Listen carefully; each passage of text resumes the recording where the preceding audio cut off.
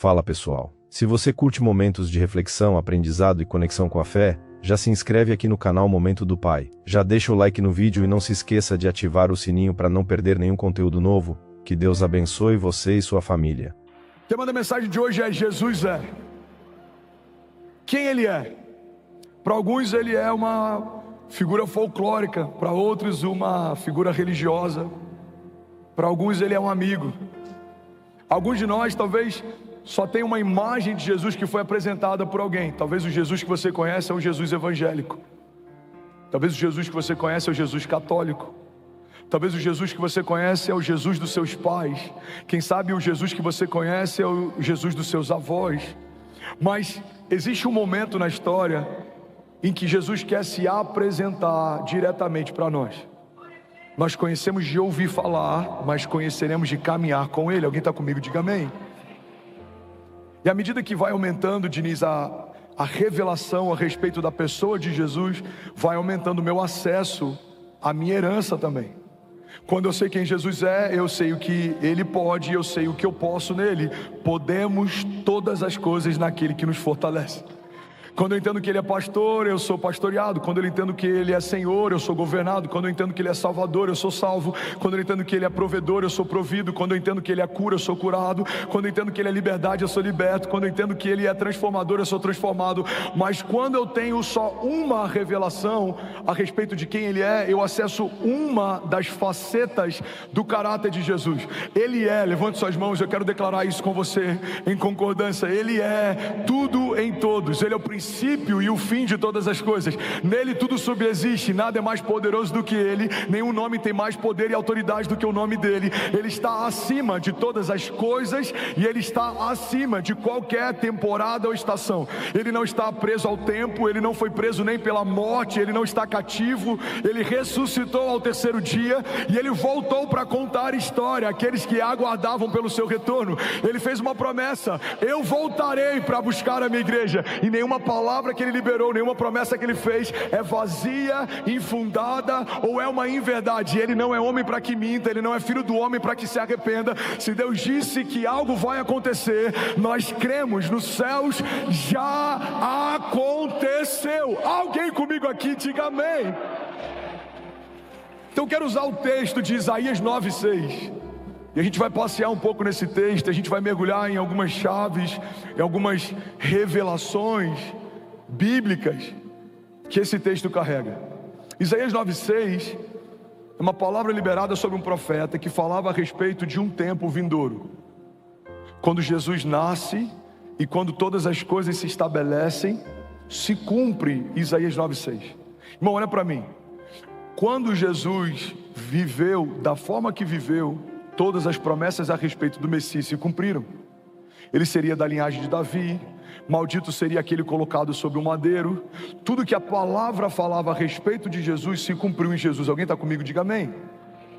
Mas a Bíblia diz que existem dois homens caminhando num caminho para Emaús, ou seja, quando eles souberam que Jesus morreu, eles desanimaram na fé e voltaram para a sua cidade. Irmão, pega isso aqui em nome de Jesus. A Bíblia diz que Jesus caminha com eles no caminho de regresso, de retrocesso, de desânimo, de desistência. E Jesus está com eles no caminho.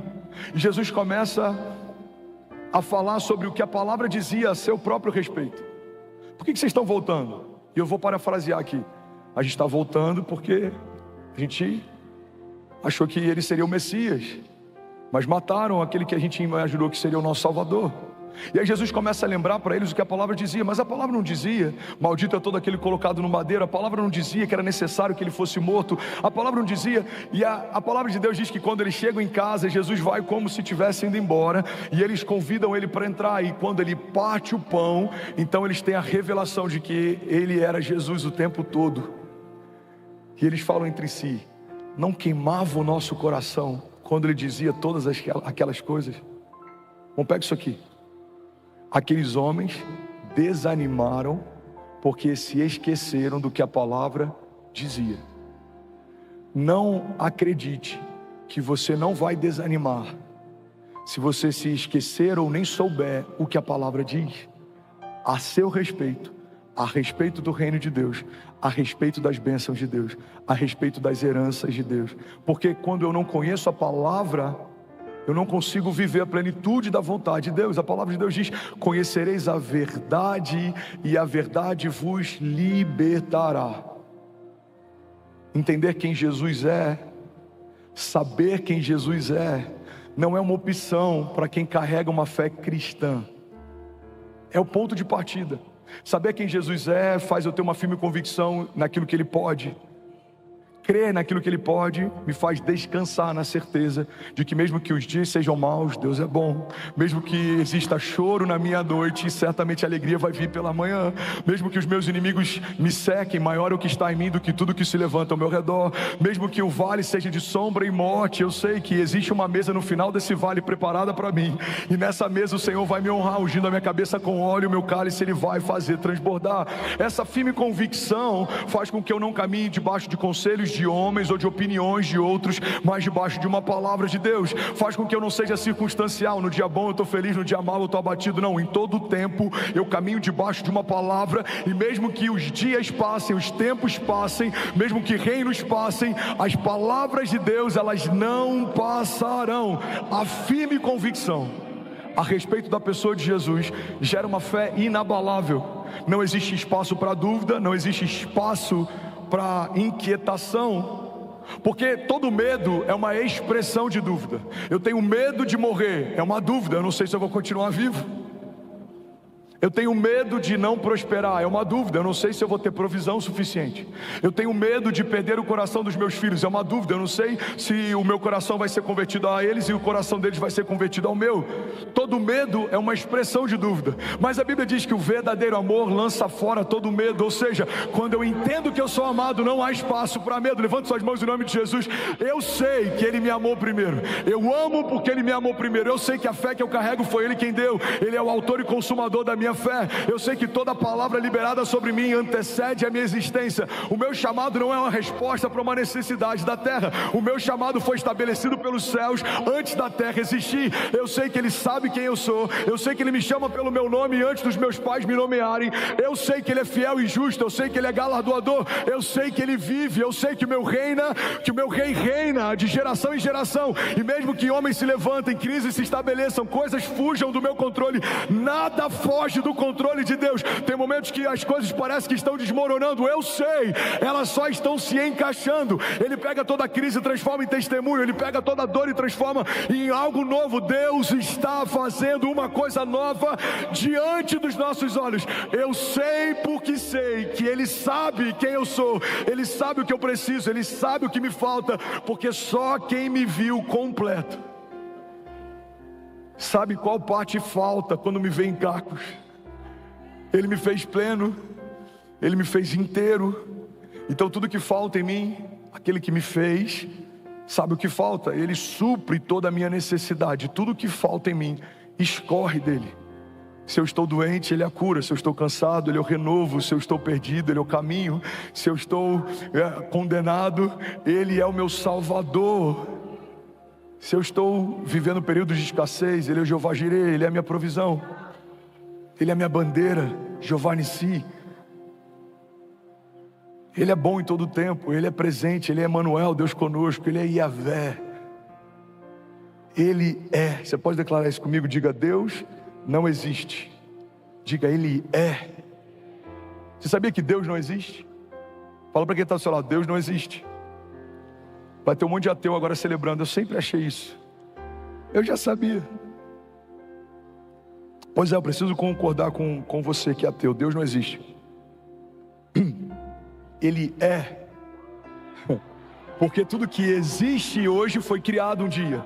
Mas Ele é antes de qualquer coisa existir.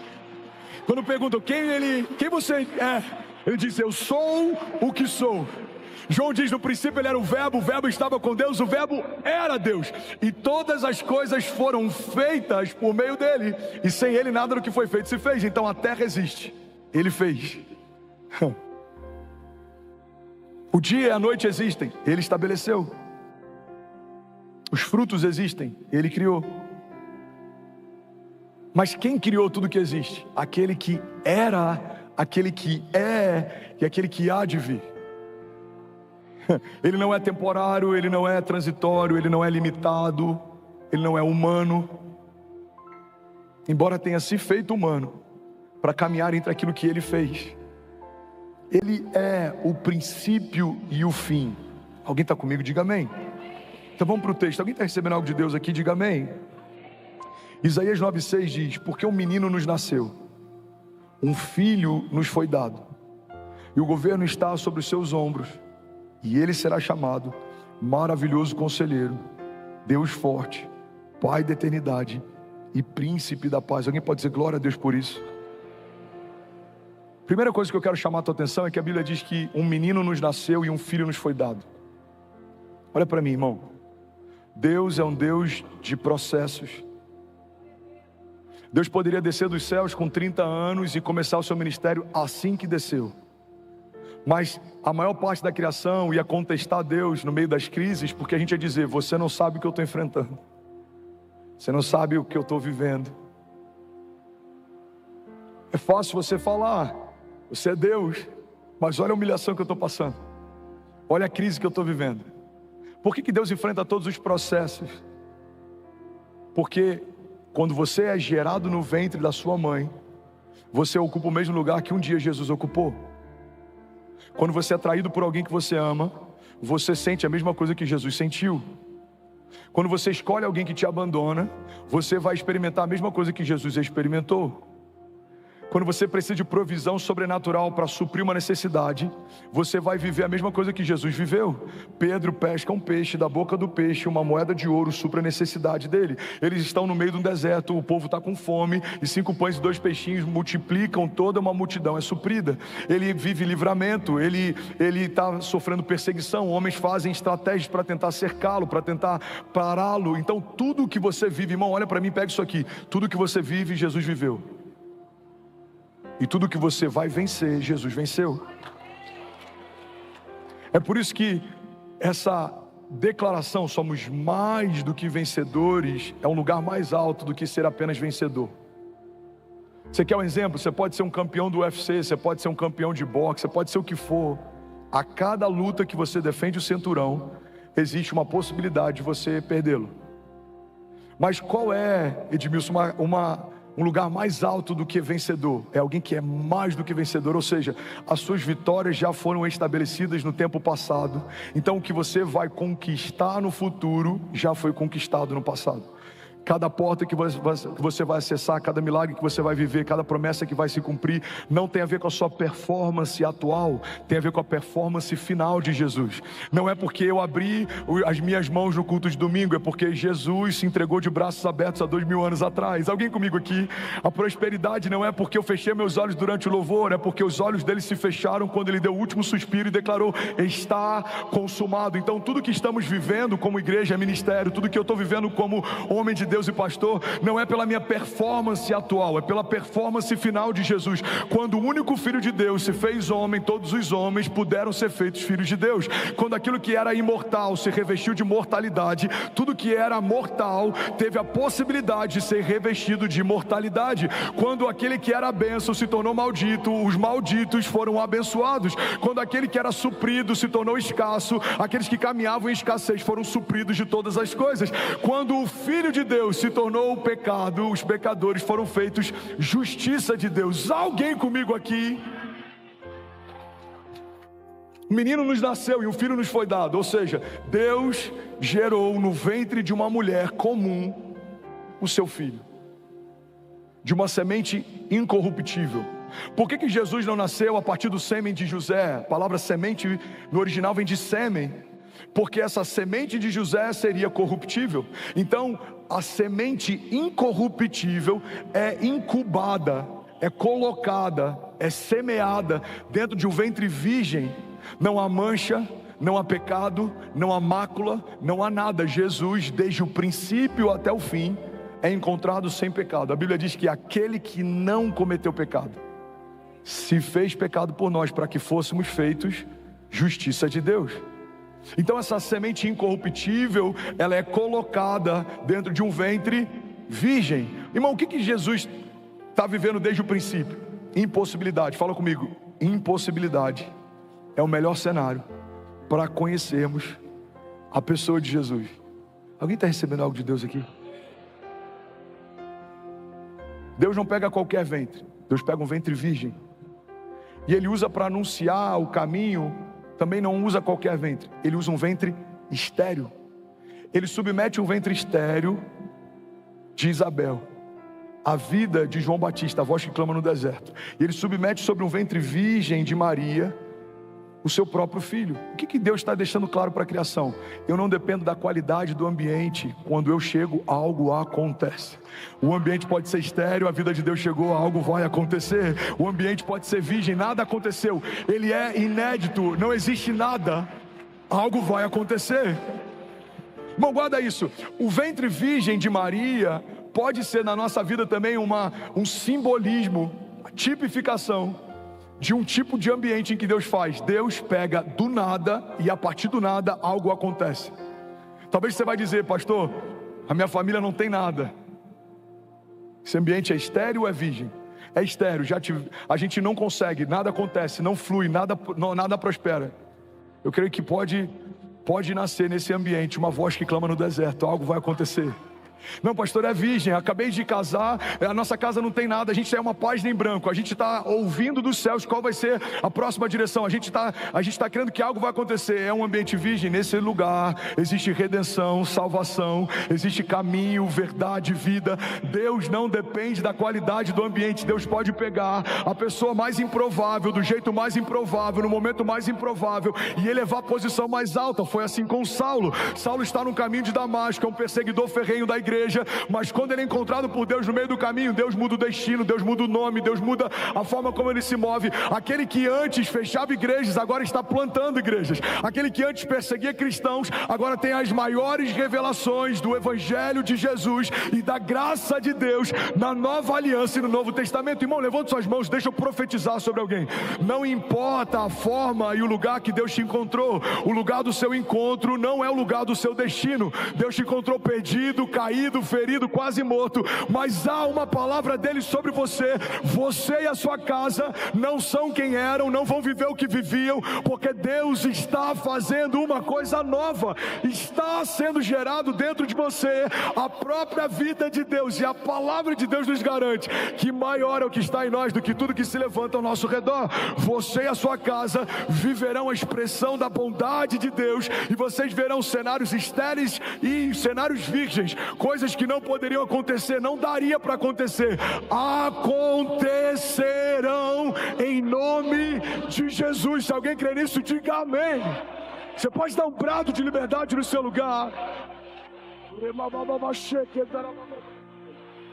Aleluia. Será que alguém pode dizer: ainda bem que eu vim, Jesus? Me ajuda a pregar, irmão, não me deixa sozinho. Um menino nos nasceu e um filho nos foi dado. Isso fala de filiação. Fomos enxertados numa família, não fazíamos parte dela. Éramos escravos. Fomos feitos filhos. Filho fala de filiação. Existe um vínculo. E no nosso caso existe um vínculo inclusive de sangue. A única adoção, pega isso aqui, irmão, a única adoção que se estabeleceu além de uma aliança adotiva, uma aliança também de sangue, foi a nossa. Você foi adotado, mas além de aceito, você se tornou parte do mesmo sangue. Você tem noção do que é alguém adotar um filho e anos depois você fazer um exame de DNA e o sangue que está correndo nas veias dele é o seu sangue? É exatamente isso que Deus fez com você. A Bíblia diz em Romanos, olha que forte isso, irmão, que nós fomos adotados, recebemos um espírito de adoção. Mas por que Paulo está dizendo isso para os romanos? Porque na cultura romana, naquela época, a adoção de um filho era algo muito sério. Para você ter ideia, irmão, se você adotasse uma criança e você cometesse algo contra aquela criança, a punição era muito maior do que se você fizesse algo com o seu filho de sangue. Você sabia disso? Mas por que os romanos entendiam assim? Porque eles entendiam que um filho de sangue pode ter sido gerado por um descuido, pode ter sido gerado por por algum motivo, mas um filho adotivo não, você escolheu ter. É uma decisão consciente. Então, para os romanos, um filho adotivo, ele recebia mais cuidado e estava debaixo de mais responsabilidade dos pais do que um filho natural. O que a palavra de Deus está dizendo para nós? Deus adotou você. Não, eu vou falar de novo, alguém vai pegar isso aqui e você vai celebrar. Deus adotou você. Você não tinha filiação, mas Deus trouxe você para dentro da própria casa. Deus enxertou você dentro da própria família. Deus colocou o próprio sangue em você. Você está debaixo de uma aliança incorruptível. Estamos debaixo de uma aliança superior. Aquela que foi feita com Noé, aquela que foi feita com Davi, superior àquela que foi feita com Moisés. Deus estabeleceu para aqueles que não são aquilo que Ele tinha guardado para aqueles que eram seus. A Bíblia diz que Ele veio para os que eram seus, mas porque os seus não os receberam, deu direito a todos aqueles que nele creem de serem chamados, de serem feitos filhos de Deus. Tem algum filho de Deus aqui nessa manhã? Aleluia! Jesus! Ainda bem que eu vi Jesus. A palavra de Deus diz: um filho nos foi dado e o governo está sobre os seus ombros. Diga, o governo está sobre os seus ombros. Sabe uma coisa que eu amo? A Bíblia diz que melhor é o final das coisas do que o início delas. Olha para mim. Eu sei que é uma pregação expositiva, gera desconforto para quem está acostumado com a temática, mas é a season que a gente está e a gente vai fluir nela. Amém? Alguém está recebendo algo de Deus? Pega isso aqui, irmão.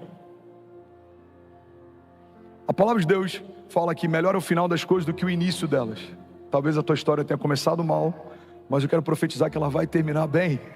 Talvez o teu casamento tenha começado mal, mas eu quero declarar que ele vai terminar bem. Alguém comigo aqui? Talvez a tua jornada tenha começado mal, mas ela vai terminar bem. Se Jesus for o centro da tua história, vai ficar tudo bem. Você pode levantar suas mãos e declarar isso? Diga, vai ficar tudo bem. Billy Graham diz: eu já li o último livro da Bíblia. Fique em paz, vai terminar tudo bem. Agora, olha como é que são os processos de Deus. A Bíblia diz que o governo está sobre os seus ombros. O governo está sobre os ombros de Jesus, mas no final da história a Bíblia diz que todas as coisas foram colocadas debaixo dos seus pés. Ele começa com o governo sobre os ombros, ele termina com todas as coisas debaixo dos seus pés. Eu vou falar de novo e alguém vai pegar isso daqui.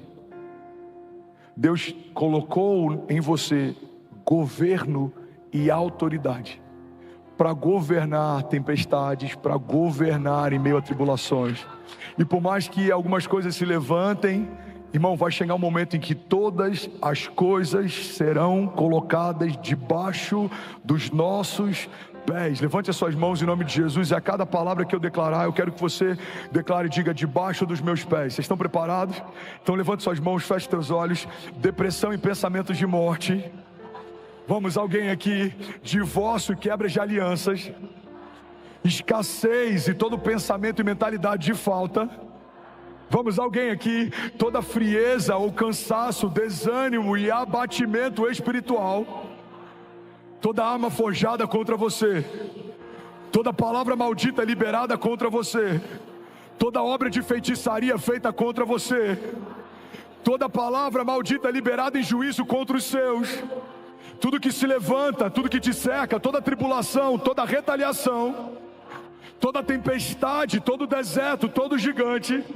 Vamos, levante suas mãos e diga: Deus estabeleceu sobre a sua igreja governo e autoridade para governar circunstâncias e estações. Vamos, alguém aqui? Declare com autoridade, diga: Deus declarou que a sua igreja reinará em vida. Diga: reinaremos, governaremos, avançaremos, prosperaremos e as portas do inferno não prevalecerão contra nós. Você pode dar um brado de liberdade no seu lugar. Aleluia. Aleluia. Aleluia.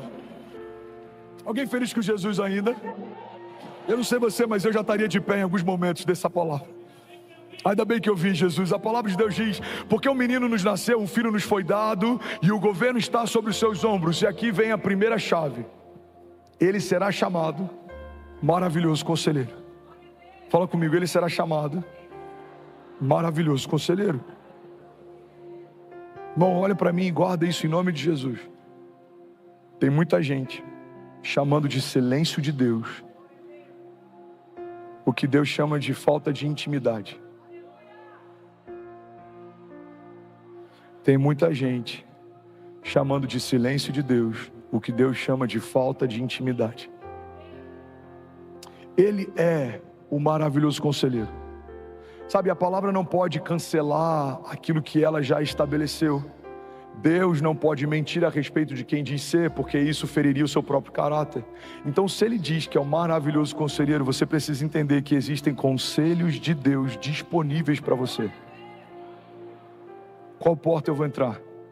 Esse projeto é de Deus ou não é? Essa sociedade é de Deus ou não é? É tempo de avançar ou de recuar? Eclesiastes diz que há um tempo estabelecido para todo o propósito debaixo dos céus. Sabe, uma das respostas para a gente estar vivendo o que a gente está vivendo, e isso é uma linha muito fina, irmão, olha para mim e guarda isso aqui em nome de Jesus. O fato de termos acertado, e eu vou usar esse termo com muito zelo, até aqui, não significa que a gente não pode deixar de acertar a partir daqui, porque existe uma linha fina como um fio de seda que se chama dependência. Essa dependência faz com que a gente não dê um passo até que Ele fale, mas faz também com que a gente não espere um dia para dar um passo quando Ele falar. Então Deus disse façam, a gente fez. Deus disse confia, a gente está confiando. Deus disse alugue, a gente alugou. Deus disse prepare, a gente preparou. E tudo que Ele nos pediu para fazer, Ele respondeu com uma medida maior do que aquilo que a gente já tinha vivido antes dEle pedir algo. Você está comigo? Diga amém. E se eu te disser que estamos nesse novo espaço, estamos sonhando, mas já estamos sonhando com mais um espaço para ampliar esse campus? Alguém consegue crer nisso? E se eu te disser que pelos olhos da fé eu já consigo ver uma universidade cristã no coração da nossa igreja? Alguém pode dizer glória a Deus por isso? E se eu te disser que já estamos sonhando e conversando e negociando uma escola confessional trilingüe que vai educar os nossos filhos em 3 idiomas e eles ouvirão a respeito da palavra da fé enquanto estudam? Alguém pode dizer glória a Deus por isso?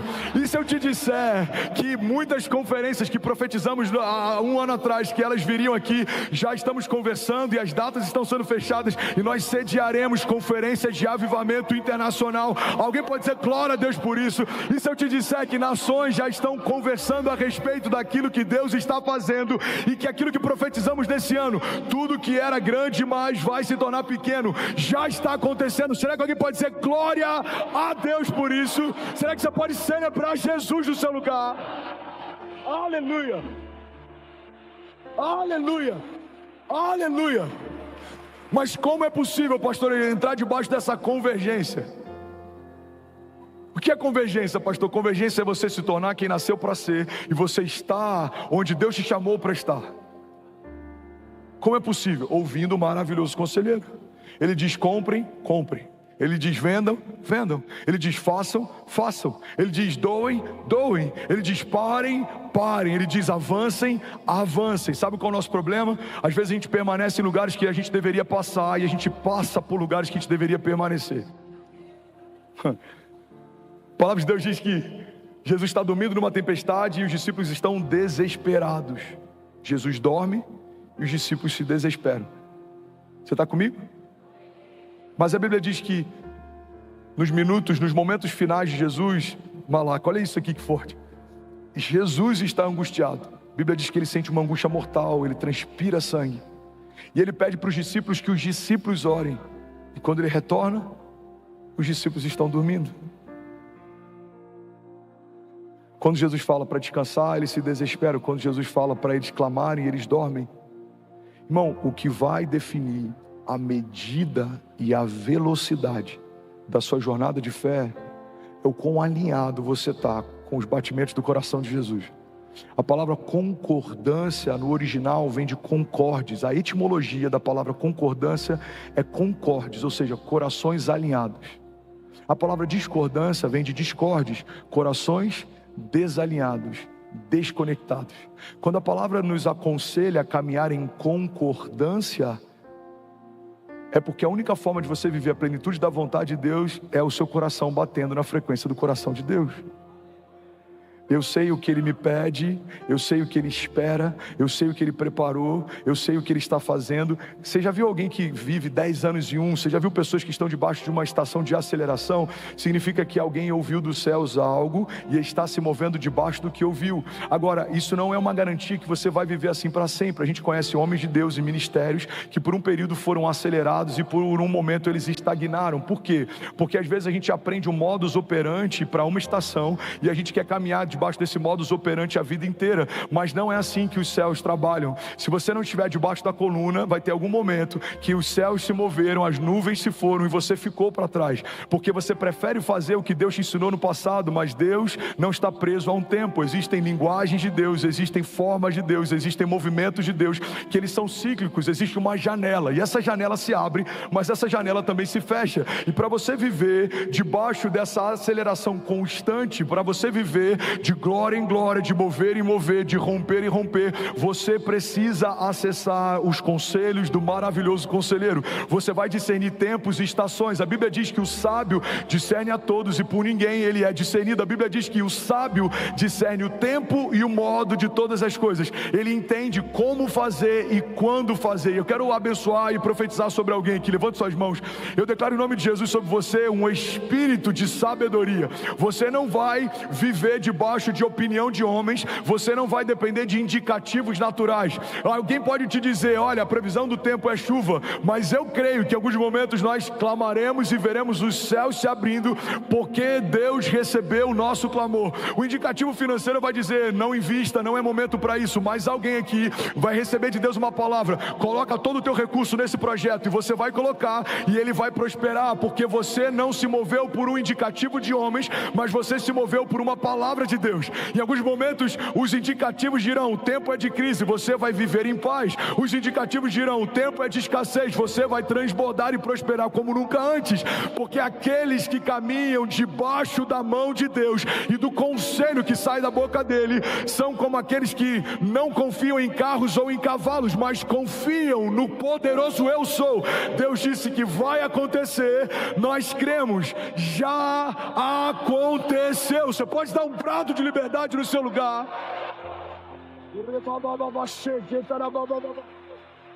Aleluia. Alguém feliz com Jesus ainda? Diga amém. Jesus. Segunda característica de Jesus. Fala comigo, ele é o Deus forte. Irmão, isso aqui é muito poderoso, olha para mim. Ele é o Deus forte. Tem uma frase do Max Lucado que eu amo, já citei pelo menos umas 200 vezes. Eu acho que eu já citei tanto que em algum momento ele vai passar para mim a autoria dessa frase. Talvez nem ele se lembre de ter falado isso. Quem sabe em algum momento Deus conecte a gente e no almoço eu fale sobre, e ele fala: muito boa essa frase. Vou falar para ele: pode usar no seu livro. Ele diz: se olharmos para os nossos gigantes, tropeçaremos, mas se olharmos para o nosso Deus, os nossos gigantes tropeçarão. A sua perspectiva, se for para Jesus, você pode fazer melhor. Sua perspectiva define muito a respeito da sua visão de mundo. Você vai para o aeroporto, você olha de perto no embarque, o avião é gigante. Você olha depois que ele decola, o avião é minúsculo. Você olha depois que ele está bem distante, ele é quase imperceptível. Ele é grande ou pequeno dependendo do lugar que a gente olha para ele. Todo ponto de vista é a vista de um ponto. Assim são os nossos gigantes, e assim é o nosso Deus. Se você se inclina para olhar para os seus problemas mais do que você se inclina para olhar para as suas promessas, os seus problemas parecerão mais poderosos do que as suas promessas. Você quer um exemplo disso? Começamos os nossos dias muitas vezes acessando os noticiários, mas poucas vezes acessando um devocional. A gente ouve o que a notícia do dia fala, mas a gente não acessa o que a boa notícia já falou há milhares de anos atrás. Então o jornalista diz: existe um caos hoje na nação, mas a palavra de Deus está dizendo: toda a terra está cheia da glória de Deus.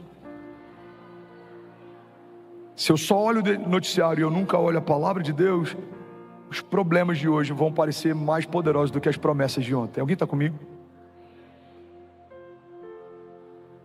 Pastor, então você está dizendo que eu tenho que me alienar? Não, não é isso. Guarda isso aqui. Mas você tem que definir bem o lugar de influência que cada coisa tem. Bill Johnson diz que a fé não é negligência do problema, mas é não dar ao problema um lugar de influência dentro da nossa história. O problema continua sendo problema, mas ele não define o que eu vou viver. A doença continua sendo doença, mas ela não é a palavra final sobre a minha vida. A crise continua sendo crise, mas eu sei que os pensamentos que Deus tem a meu respeito são pensamentos de paz e não de mal, para me dar o fim que eu desejo. Então, irmão, o povo de Deus não deve ser alienado, mas vivemos só olhando para os problemas e não para as promessas já é uma forma de alienação. Já ouviu falar de alienação parental? É quando um dos pais gera uma influência sobre o filho a ponto de deturpar coisas. A gente acreditou e a gente comprou isso. Guarda isso aqui em nome de Jesus. O mundo criou uma mentira de que sermos crentes, sermos povo de Deus, isso é uma alienação. Mas se existe uma alienação de verdade, é você estar dentro da casa de Deus e não pensar como um homem de Deus, e não se mover como um filho de Deus, e não acessar a herança de Deus, e não viver as promessas de Deus, porque você, eu vou botar entre aspas, mudou de lado, mas continua olhando para fora. Você faz parte de um reino eterno, mas continua se movendo por um reino passageiro. Você faz parte de um povo eleito, mas você continua olhando para fora a partir de uma perspectiva natural. Irmão, olha para mim, alguém está recebendo algo de Deus aqui? Não faz sentido estarmos debaixo de uma nova aliança, mas nos movemos como se estivéssemos na antiga aliança. Você está debaixo de uma nova aliança. E o que essa nova aliança te tornou? Te tornou mais do que vencedor. Te tornou rei e sacerdote. Você ministra diante de Deus. Você tem acesso à presença de Deus. Você carrega a vida de Deus. Você fala em nome de Deus. Você liga e desliga na terra e nos céus. Você profetiza, libera palavras e elas se cumprem. Você toca enfermos e eles são curados. Você ora por cativos e eles são libertos. A palavra de Deus diz: o Senhor me ungiu para anunciar o seu ano aceitável. O que era o ano aceitável do Senhor? Era o jubileu, quando 7 ciclos de 7 anos se completavam. Todos os escravos eram libertos, todas as dívidas eram perdoadas e todas as terras voltavam para o seu dono de origem. O que a palavra está dizendo é: o Senhor nos ungiu para declarar aos cativos a liberdade. A sua dívida foi paga, as algemas foram quebradas, você não é mais cativo, as cadeias se romperam. Se Cristo nos libertou, verdadeiramente somos livres. Qual é a boa notícia que nós temos para os enfermos? Isaías 53 declara: certamente Ele levou sobre si as nossas doenças e enfermidades, e o castigo que nos trouxe a paz estava sobre Ele, pelas suas pisaduras nós fomos sarados. As terras voltam ao lugar de origem, aonde você colocar a planta dos seus pés, abençoado será.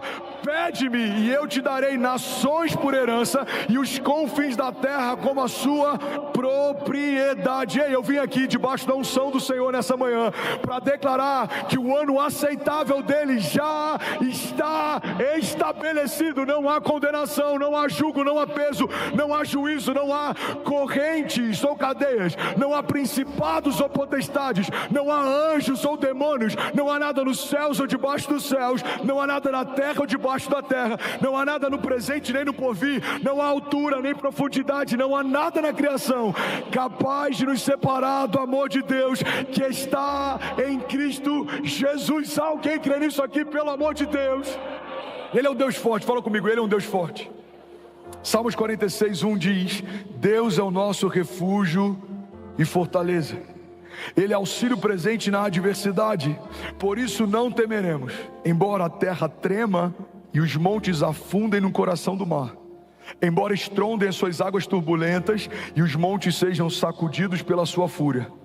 Há um rio cujos canais alegram a cidade de Deus, o santo lugar onde habita o Altíssimo. Deus nela está e ela não será abalada. Deus vem no seu auxílio desde o romper da manhã. Nações se agitam, reinos se abalam, mas Ele ergue a sua voz e toda a terra se derrete. O Senhor dos exércitos está conosco, o Deus de Jacó é a nossa torre segura. Alguém pode dizer glória a Deus por isso? Pastor, o que a palavra diz a respeito de Jesus? Me fala um pouco mais, talvez seja novo para alguém, ou talvez alguém aqui tenha esquecido. Eu não lembro quem é o autor, mas tem um autor francês que ele dizia que nada do que a gente fale no púlpito é algo novo. A nossa função é só relembrar aquilo que a gente jamais poderia esquecer. Talvez para alguém aqui o que eu vou falar você já sabia, mas se esqueceu. Talvez era um conhecimento que você tinha e se esvaiu. Talvez era uma convicção que você carregava e ela se perdeu. Eu não sei se é novo para você ou se Deus está relembrando você, mas eu quero liberar sobre você o que a palavra de Deus diz sobre Jesus. Você está comigo? Diga amém. Mateus 28:18 diz que Ele tem todo o poder no céu e na terra. A palavra de Deus diz que por meio dele tudo que existe veio à existência. João 1:3 diz: todas as coisas foram feitas por intermédio dele, e sem ele nada do que existe teria sido feito. A palavra de Deus também diz que é por ele que são mantidas todas as coisas. Hebreus 1:3: o Filho é o resplendor da glória de Deus e a expressão exata do seu ser, sustentando todas as coisas por meio da sua palavra poderosa. Depois de ter realizado a purificação dos pecados, ele se assentou à direita da majestade de Deus nas alturas. Alguém pode dizer glória a Deus por isso? A Bíblia diz que ele tem as chaves do inferno e da morte. Apocalipse 1:18 diz: eu sou aquele que vive, estive morto, mas agora estou vivo para todo sempre, e eu tenho as chaves da morte e do Hades. Eu vou lembrar para alguém aqui, e você vai celebrar no seu lugar: ao terceiro dia ele ressuscitou. Aleluia, aleluia.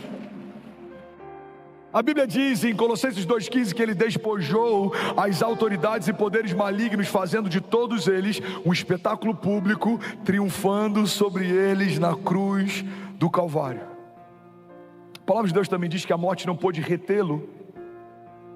Deus o ressuscitou dos mortos, Atos 2:24. Mas Deus ressuscitou dos mortos, rompendo os laços da morte, porque era impossível que a morte o retivesse. Recebe isso em nome de Jesus. Todo laço de morte, tudo que te paralisava, tudo que te amedrontava, sejam pensamentos de morte, sejam palavras de morte, ou seja a morte sobre aquilo que Deus te entregou. Talvez sonhos que parecem mortos aos seus olhos, talvez projetos que parecem mortos aos seus olhos, talvez promessas que foram esquecidas. Eu vim aqui nessa manhã, debaixo do nome poderoso de Jesus, declarar que voltem a viver. Vale de ossos secos, voltem a viver. Assim diz o Senhor, em nome de Jesus. Se você recebe isso, diga amém. A Bíblia diz que ele foi exaltado por Deus. Filipenses 2:9 diz: por isso Deus o exaltou à mais alta posição e lhe deu o nome que está acima de todo nome, para que ao nome de Jesus se dobre todo joelho nos céus e na terra e debaixo da terra, e toda língua confesse que Jesus Cristo é o Senhor, para a glória de Deus Pai. Alguém pode dizer glória a Deus por isso? A Bíblia diz que ele reinará e que todos os inimigos serão colocados debaixo dos seus pés. 1 Coríntios 15:24 diz: então virá o fim. E quando ele entregar o reino a Deus, o Pai, depois de ter destruído todo o domínio, toda a autoridade, todo o poder, pois é necessário que ele reine até que os seus inimigos sejam postos debaixo dos seus pés. E o último inimigo a ser destruído é a morte. Alguém pode dizer glória a Deus por isso? Terceira característica de Jesus, fala comigo: ele é o Pai da eternidade. Não, fala como quem crê nisso, diga: ele é o Pai da eternidade. Bom, olha para mim, guarda isso aqui. Tem alguém aqui que enfrenta a ansiedade? Eu vou te dar uma chave que vai mudar a tua história. Como Jesus consegue dormir em meio a uma tempestade? Qual é o segredo? Qual é o princípio? Qual é a chave? A gente aprende algo, inclusive, nesse dia com Jesus, que é poderoso demais. Irmão, guarda isso aqui. Jesus estabelece um princípio: só pode dominar tempestades quem consegue dormir em meio a elas. Você só vai dominar os inimigos que não roubam o teu sono. Porque a partir do momento que eles te amedrontam, você saiu desse lugar de autoridade. Por que Davi derruba um gigante? Porque a despeito do que todos os soldados pensavam sobre aquele homem, Davi foi o único que olhou para ele e viu a ausência de aliança. Davi olha para ele e fala: quem é esse incircunciso? Ou seja, quem é esse homem que não caminha debaixo de uma aliança de Deus, provocando aqueles que foram chamados por Deus? Se você olha para os seus inimigos de uma forma mais elevada do que eles são, você sempre vai achar que não vai conseguir vencê-los. Mas se você olha para os seus inimigos do tamanho que de fato eles são, você não vai ter dúvida: Jesus já venceu cada um deles por mim. Jesus, ele acalma a tempestade, mas antes ele dorme no meio dela. Você só vai dominar a tempestade que você consegue dormir em meio a elas. Alguém pega isso aqui em nome de Jesus. Mas tem um princípio nisso. Ele é o Pai da eternidade. Ele é onisciente. E Ele conhecia toda a palavra. Ele é o verbo. Ele é a palavra. Você está comigo? Então o Pai já havia dito que Ele seria morto numa cruz. Dani, o Pai já tinha dito: você vai ser enviado e você vai ser feito maldito no madeiro, Bia. Então quando existe uma tempestade, eu imagino Jesus olhando para as ondas e Ele fala: meu Pai já disse que não é afogado que eu vou morrer. Então hoje não é o meu dia. Quando você conhece o seu futuro, você não fica angustiado durante os processos do seu tempo presente. Por quê? Porque você já ouviu de Deus a última palavra a seu respeito. Irmão, pega isso aqui. Jesus trabalhou com algo que não é uma coincidência.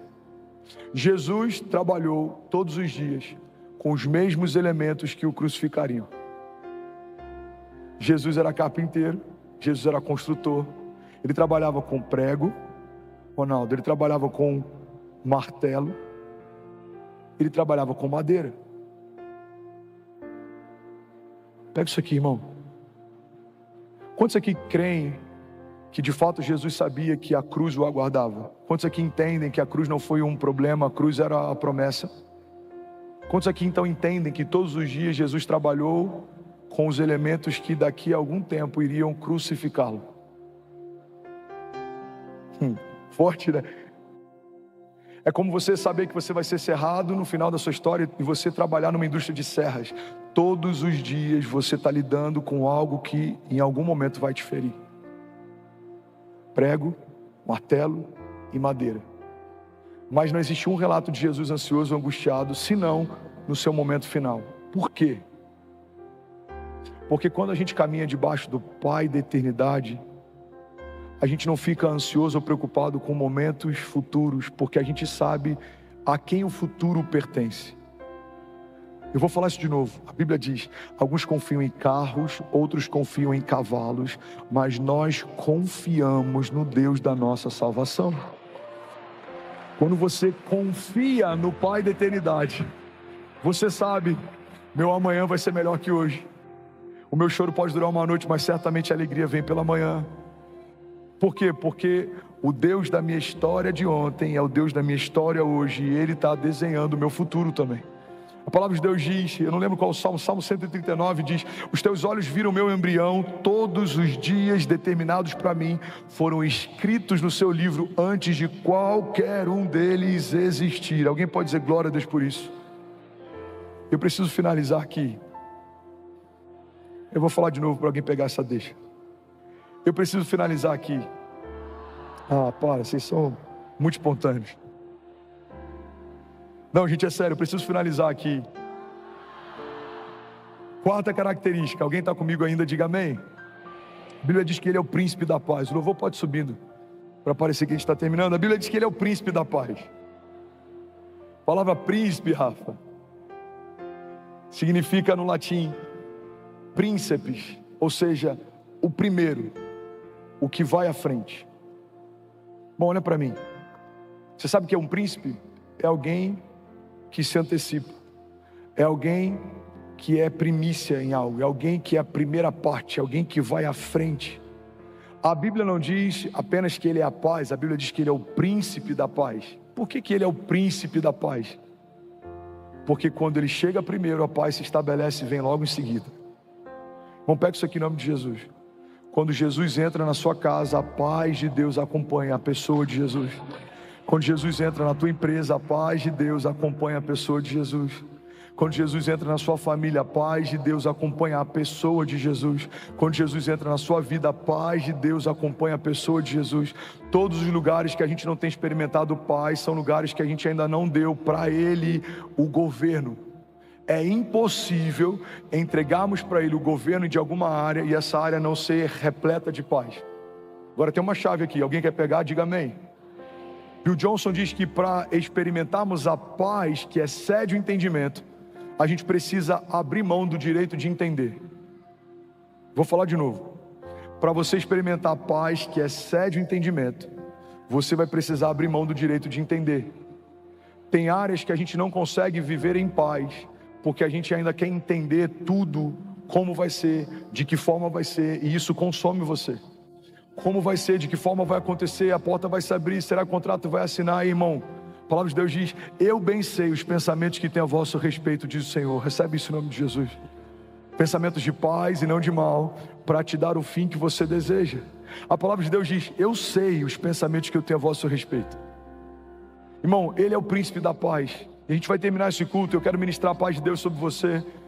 E a gente vai receber testemunhos nos próximos dias de pessoas que venceram a ansiedade, pessoas que venceram a depressão, pessoas que estão dormindo como nunca antes. Alguém recebe isso aqui em nome de Jesus? Deus vai inundar a tua mente com paz. Deus vai inundar a tua casa com paz. Deus vai inundar os teus negócios com paz.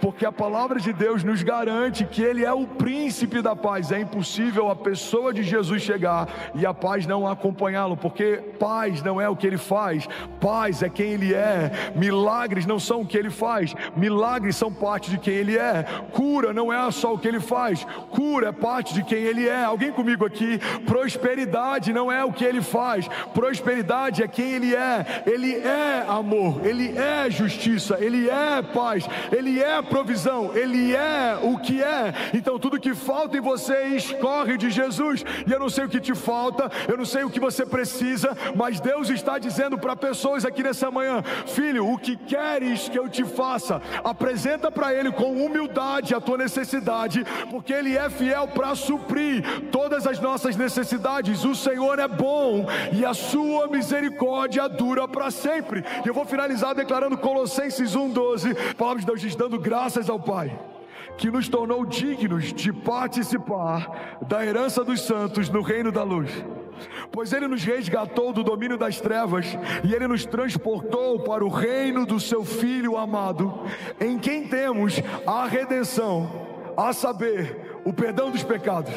Ele é a imagem do Deus invisível, Ele é o primogênito de toda a criação, pois nele foram criadas todas as coisas, nos céus e na terra, as visíveis e as invisíveis, sejam tronos ou soberanias, sejam poderes ou autoridades, todas as coisas foram criadas por Ele e para Ele. Ele é antes de todas as coisas e nele tudo subsiste.